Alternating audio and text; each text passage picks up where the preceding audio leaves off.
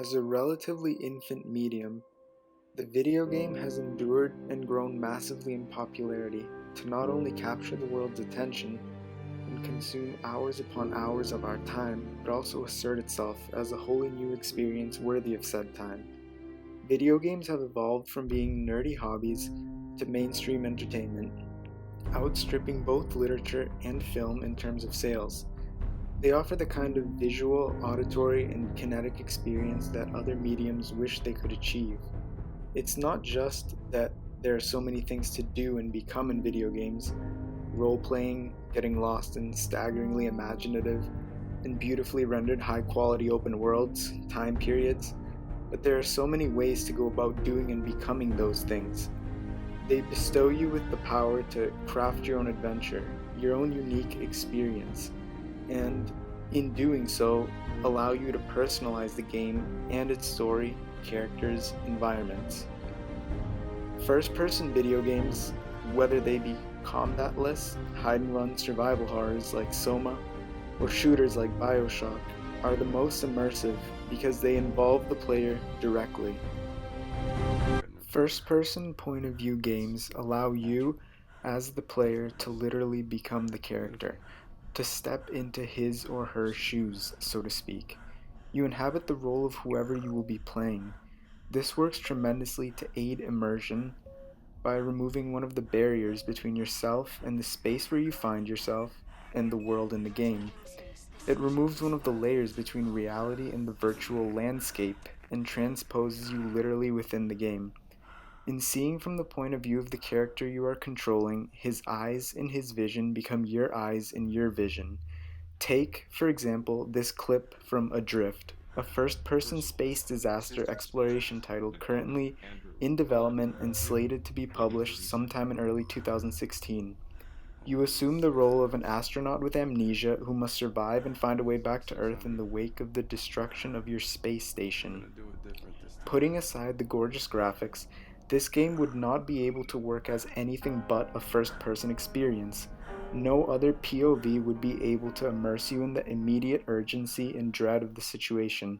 Now, let's take a look at Dead Space, a horror shooter released back around 2008.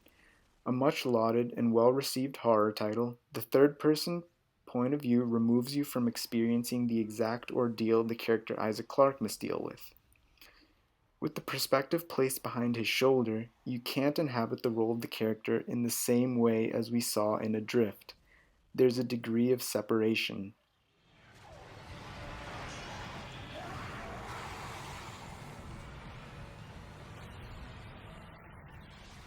In order for you to become fully invested, enjoy the game, and get the most out of the singular experience the medium has the special power to give, you must have the most immersive player experience, or PX, if you want to use the technical term.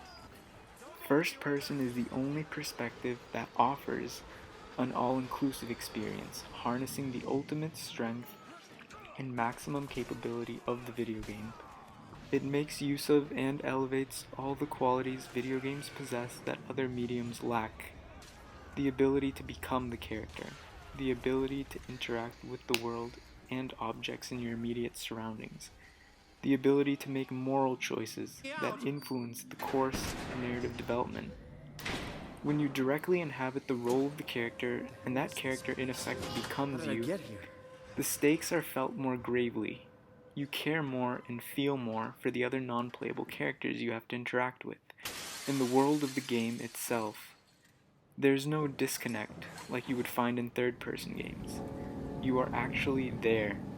It's inherently more immersive than any other perspective because the game is mimicking how you would experience the world in real life.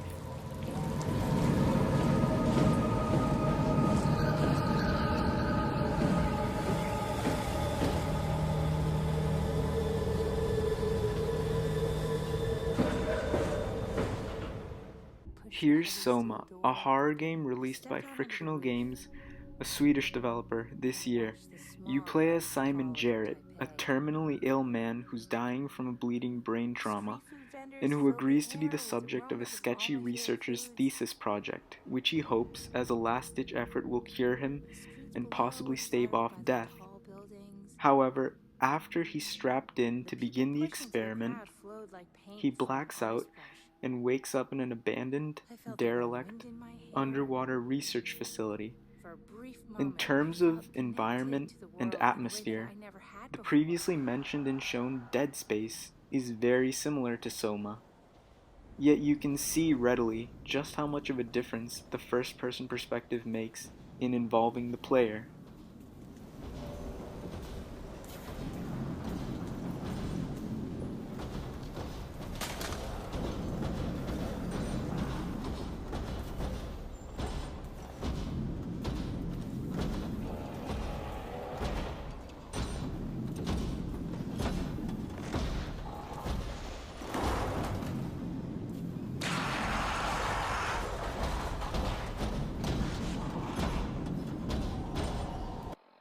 In Fallout 4, which is set primarily in a post-apocalyptic, post-nuclear war Boston, you can personalize and immerse yourself in the PX even more through being able to customize your character by naming him after yourself, and having all other NPCs or non-playable characters address you by your actual name. Also, you can change the character's build, height, and appearance to more resemble you. In this clip, the player encounters a boss as he's traversing the Boston Common.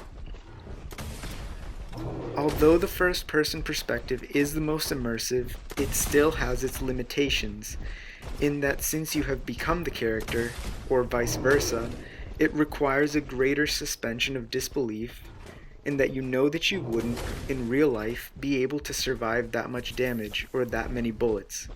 Since you are more emotionally invested, that investment runs the risk of being broken once you experience something in the game that's too incongruent with what might happen in real life regarding life and death.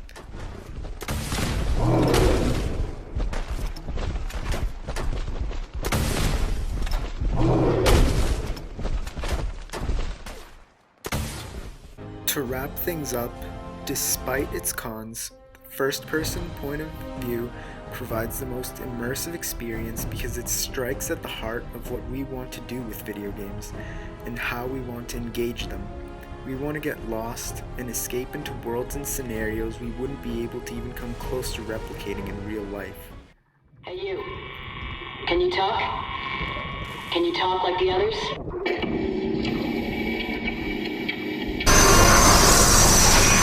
I am Showdown.